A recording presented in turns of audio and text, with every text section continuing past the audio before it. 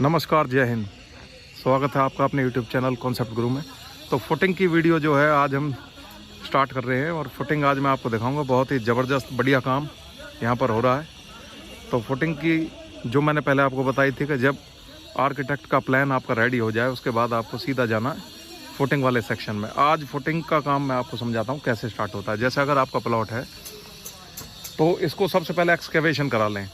अगर आपके कॉलम आ रहे हैं बीच बीच में मकान के तो पूरा प्लॉट एक्सकेवेट करना पड़ेगा। अगर आपके आ रहे हैं सिर्फ एजेस पे यानी लेफ़्ट साइड पे या राइट साइड पे तो आपको पूरा प्लॉट खोदने की ज़रूरत नहीं है।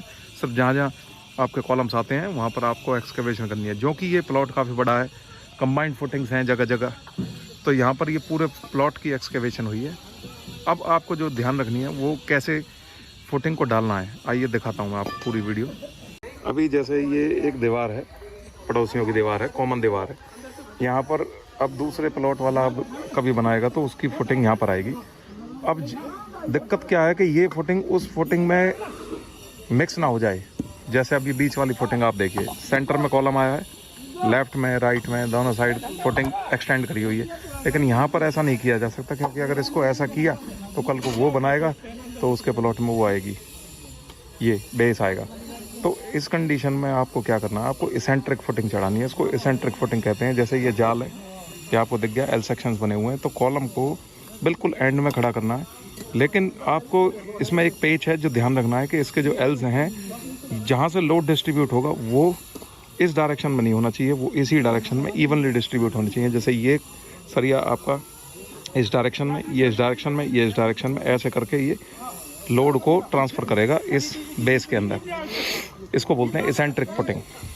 अब आपको ये चीज़ तो समझ में आ गई कि सरियों को खड़ा कैसे करना है, कॉलम्स को खड़ा कैसे करना है फुटिंग में, और गड्ढे किस तरीके से खोदने हैं। अब इसमें एक और पेज है, अब इसको बोलते हैं पैडेड फुटिंग। जैसे अब आप देखिए ये पैडेड फुटिंग है, यानी अगर एक बेस हो उस पर कॉलम खड़ा हो, इसको पैडेड फुटिंग बोलते हैं। जैसे ये है, ये भी पैडेड फुटिंग है।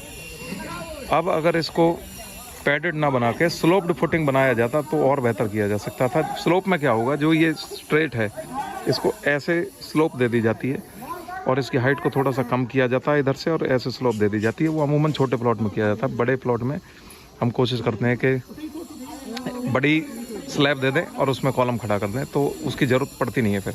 लेकिन अगर छोटे प्लॉट हैं तो आपको स्लोप्ड फुटिंग चढ़ानी है। आप गूगल पर सर्च करो स्लोप्ड फुटिंग कैसी होती है, इस तरह की आपको फुटिंग डालनी है। और अगर प्लॉट से बचना है दूसरे के से तो आपको ये इस तरह से कॉलम को खड़ा करना है, बिल्कुल एजेस पे खड़ा करना है।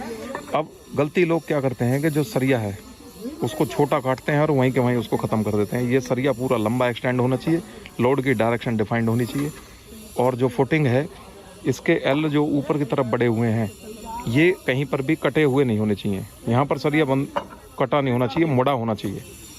जैसे अभी मैं आपको बॉक्स दिखाता हूँ पूरा, ये बॉक्स देखिए,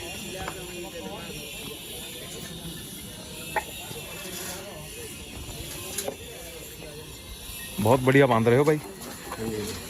अभी इसमें देख सकते हो लोड की जो ट्रांसफ़र कर रहे हैं कॉलम का, वो एक लेफ़्ट में एक राइट में, तो प्रॉपरली लोड डिस्ट्रीब्यूट हो जाएगा इस बेस के अंदर।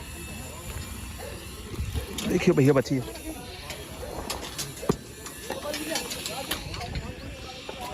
अब ये कंबाइंड फुटिंग बनाई जा रही है क्योंकि जगह जगह पे कॉलम खड़े करने पड़ जाते हैं, तो उसमें कंबाइंड फुटिंग होती है। अब कंबाइंड फुटिंग क्यों ज़रूरी होती है, मान के चलिए एक वॉशरूम है जहाँ पर 4 फीट की दूरी पर ही या 5 फीट की दूरी पर ही दूसरा कॉलम आ रहा है, तो यहाँ पर जल्दी जल्दी नज़दीक कॉलम आ जाते हैं। तो वहाँ ऐसा तो है नहीं कि 2 गड्ढे खोदोगे और 2 फिर फुटिंग डालोगे। आपको उस टाइम पे क्या करना है, एक ही बेस के अंदर, एक ही स्लैब के अंदर 2 कॉलम खड़े कर देने। इसको कंबाइंड फुटिंग कह देते हैं।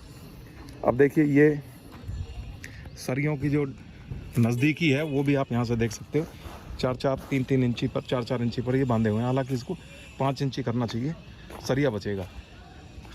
और ये एल जो है आपके कॉलम के, ये आपको काफ़ी लंबे लेने हैं, इनको छोटा मत कटवाना।